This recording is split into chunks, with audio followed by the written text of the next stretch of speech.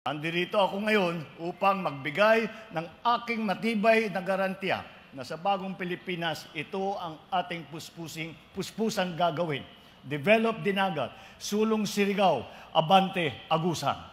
Agrarian reform remains an unrealized dream because the emancipation of farmers does not end with the receipt of titles declaring ownership of the land that they are already tilling. Ngunit ayoko ng band-aid na solusyon. Ang hanap ko ay permanenteng lunas. Kaya noong July 7, 2023, ay linagdaan ko na ang Republic Act 11953 o ang New Agrarian Emancipation Act.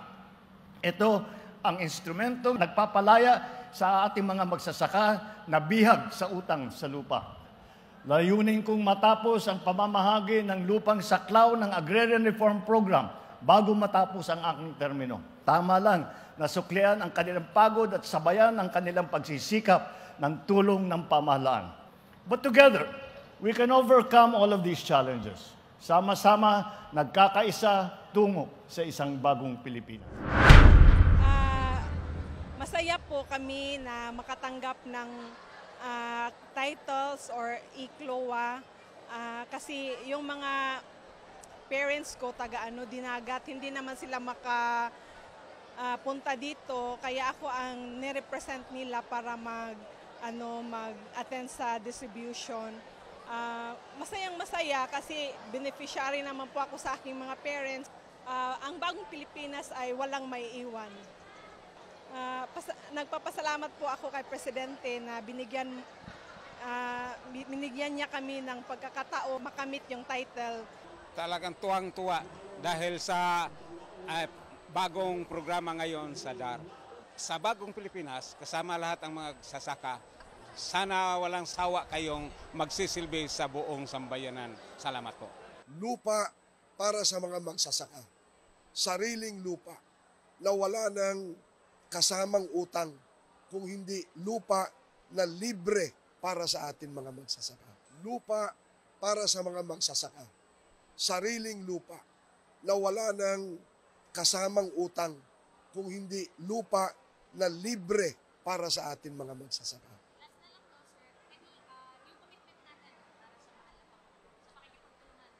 Well, ang commitment natin ay mapaganda ang buhay ng atin mga agrarian reform beneficiaries na hindi lang lupa ang ibibigay. It does not stop there.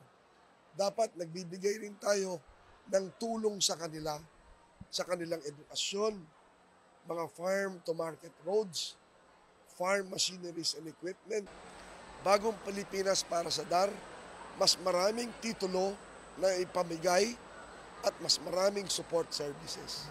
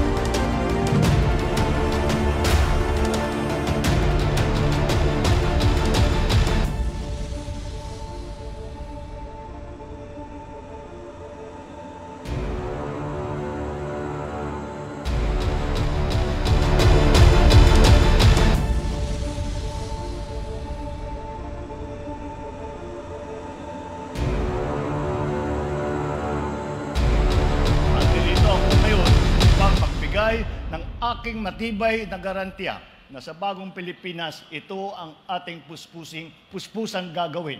Develop Dinagat, Sulong Surigao, Abante Agusan. Agrarian reform remains an unrealized dream because the emancipation of farmers does not end with the receipt of titles declaring ownership of the land that they are already tilling. Ngunit ayoko ng band-aid na solusyon. Ang hanap ko ay permanenteng lunas. Kaya noong July 7, 2023, ay linagdaan ko na ang Republic Act 11953 o ang New Agrarian Emancipation Act. Ito ang instrumentong nagpapalaya sa ating mga magsasaka na bihag sa utang sa lupa.